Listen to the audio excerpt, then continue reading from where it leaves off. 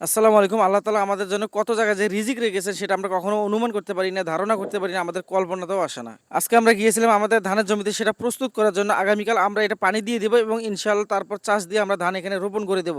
আজকে এখানে আমাদের তেমন কোনো কাজ নেই। আজকে শুধু আমাদের কাজ হচ্ছে আমাদের যে আইলগুলো রয়েছে, আইলগুলো আমাদের কেটে ফেলানো। এরপর পাশাপাশি আমাদের যে জমিটা রয়েছে, এই জমির আড়াআড়িভাবে আমার এখানে মাল্লি দেওয়ার জন্য। যেহেতু কয়েকদিন আগে এখান থেকে আলু তুলে নিয়ে গেছে, যার কারণে এই জমিটা সম্পূর্ণভাবে সমান না, সব জায়গায় উঁচু নিচু আছে, যার কারণে আমরা এখানে আড়াআড়িভাবে কিছুটা মাল্লি দিয়ে দিব যেন পানিগুলো সব জায়গায় সমানভাবে থাকতে পারে। তো এখানে শুধু আমি একা ছিলাম না, এখানে আমি ছিলাম, আমার মামা ছিল, আমার মামাতো ভাই ছিল, তারা কিন্তু এই মাল্লির কাজটা করতেছে আর আমি আইল কাটার কাজটা করতেছিলাম। তো যাই হোক, আমি আইল কাটতেছিলাম, এই সময় আমার মামা আমাকে ডাক দিয়ে বললো যে জমির এক কর্নার বা এক সাইড হচ্ছে একবারে নিচু আর এক সাইড হচ্ছে একবারে উঁচু, এই মাল্লিটা আমাদের কই দিতে হবে সেটা দেখার জন্য। তো যাই হোক, আমরা মাল্লিটাও সমানভাবে দিতে পারিনি। এক সাইড যেহেতু অনেক বেশি উঁচু, সে কারণে আমরা ওই সাইডে একটু মাল্লিটা বাড়াই দিয়েছি আর এই সাইডটা একটু কমিয়ে দিয়েছি যেদিকে নিচু। তো সবকিছু দেখাই দিয়ে আমি আমার আবার কাজের মধ্যে চলে গেলাম, যে আমি যে আইল কাটা শুরু করছি সেই কাজটা করার জন্য। তো যাই হোক, আমি আমার কাজ করতেছিলাম, এক পর্যায়ে আমার একটা জিনিস চোখে পড়লো। আমি যখন কোদাল দিয়ে একটা কোপ দিলাম, তখনই দেখলাম যে আইলের ভিতর থেকে আলু বের হচ্ছে। যেখান থেকে আলু বের হচ্ছে সেখানে আলু থাকার কথা না, কারণ আমি তো জমিতে কোপ দিচ্ছি না, আমি দিচ্ছি একবার আইলের একবার শেষ কর্নারে। সেই জায়গাটা পুরোপুরি জঙ্গলে ঢাকা আর একবারে ভিতরে, মানে আমি